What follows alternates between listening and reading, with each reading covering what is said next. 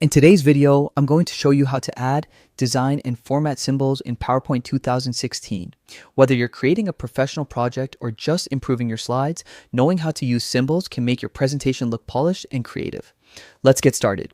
First, open PowerPoint on your computer.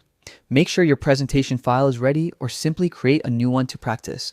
Click on the text box or area where you want to add the symbol, then go to the Insert tab at the top menu. From there, select Symbol on the right-hand side. A small window will appear showing a list of different symbols. You can scroll down or change the font to something like Wingdings or Symbol to find unique designs.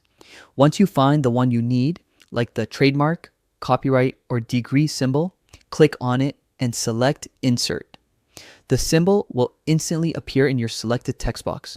Now you can resize it, change its color, or format it just like regular text. To make it look stylish, try increasing the font size or bolding it. If you want to keep the symbol for future slides, simply copy and paste it anywhere you need. And that's all.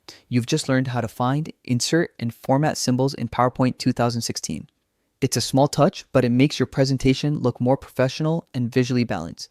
Thanks for watching, and I hope this helped you improve your PowerPoint design skills. Don't forget to subscribe for more simple and practical tutorials.